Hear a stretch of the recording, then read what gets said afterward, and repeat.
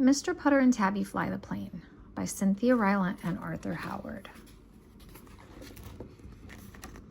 Mr. Putter and Tabby fly the plane. Mr. Putter and Tabby fly the plane. Toys. Chapter 2, the little plane. Chapter 3, the boy. Chapter 1, toys. Mr. Putter loved toys. He was old and he knew that he wasn't supposed to love toys anymore, but he did. When Mr. Putter and his fine cat Tabby drove into town, they always stopped at the toy store. Tabby was not happy at the toy store. She was old too, and her nerves weren't as good as they used to be. The wind-ups made her twitch. The pop-ups made her jump. And anything that flew gave her the hiccups. But Tabby loved Mr. Putter, so she put up with all of it. While she twitched and jumped and hiccuped, Mr. Putter played with everything. He played with the dump trucks, he played with the cranes, he played with the bear on the flying trapeze. But most of all, he played with the planes. Ever since he was a boy, Mr. Putter had loved planes. When he was young, he had covered his whole room with them. Biplanes were his favorite, but he also loved monoplanes and seaplanes and shiny ace junkers.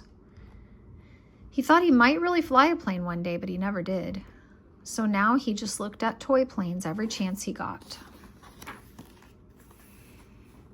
One day when Mr. Putter and Tabby were in the toy store and Tabby was hissing at a wind-up penguin, Mr. Putter spotted a plane that he had never seen before. It was white and red with 2 wings on each side and a little flag on its tail. It was the most beautiful biplane he had ever seen, and it had a radio control so a person might really fly it. Mr. Putter was in love. He bought the little plane and put it in the car with Tabby. He told her not to worry. He promised her a nice cup of tea with lots of cream and a warm English muffin, but she still hiccuped all the way home. Chapter 2, the little plane. Mr. Putter kept his promise. He gave Tabby tea with cream and a warm English muffin. Then together they went outside to fly his new plane. Tabby had stopped hiccuping, but only because she was full of tea. She still didn't like Mr. Putter's plane. Mr. Putter sat on the grass and read all the directions. Then he put the plane on the grass and stepped back and pressed the start button. But the plane did not start. It just rolled over and died. Tabby purred. Mr. Putter ran to the little plane. He set it right again. He told it to be a good little plane. He stepped back and pressed the start button. But the plane did not start. It fell on its nose and died. Tabby purred and purred. Mr. Putter ran to the plane. He brushed the dirt off its nose. He told it to be a brave little plane. He stepped back and pressed the start button. But the plane did not start. One of its wings fell off and it died. Tabby purred and purred and purred. But poor Mr. Putter was so sad. He picked up his little biplane. He told the plane that it was all his fault. He told her that he was an old man, and old men shouldn't have toys anyway. He said he wasn't any good at flying planes. Tabby watched Mr. Putter. She could see that he was sad. Then she felt sad too. Tabby went to Mr. Putter and rubbed herself against his legs. She sat on his shoulder, put her head by his, and licked his nose. This made Mr. Putter feel better. He decided to try again. He fixed the wing. He set the little plane on the grass. He told it that he and Tabby knew it was the best plane in the world. Then he pressed the start button. The little plane choked. The little plane coughed.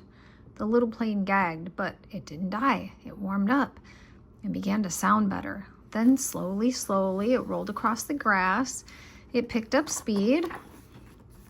And then it flew. It flew high into the blue sky. Mr. Putter cheered. Tabby purred and hiccuped. Mr. Putter was finally flying a plane of his own. Chapter 3, the boy. Every day for many weeks, Mr. Putter and Tabby flew the little biplane. Tabby never hiccuped anymore. She had become used to flying things. Children from town heard about the plane, and they all came to the fields to watch it fly. Mr. Putter loved this. He liked the company. He let the children take turns flying the little plane, and he felt like a proud grandpa. One boy he liked best of all. The boy was a little shy, a little clumsy, a little forgetful, just like Mr. Putter.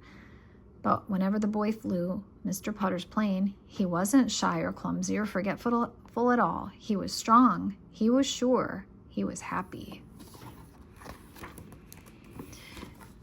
When Mr. Putter saw this, he remembered himself as a boy. He remembered how he had wanted a plane that really flew. He remembered lying awake every night wishing for one.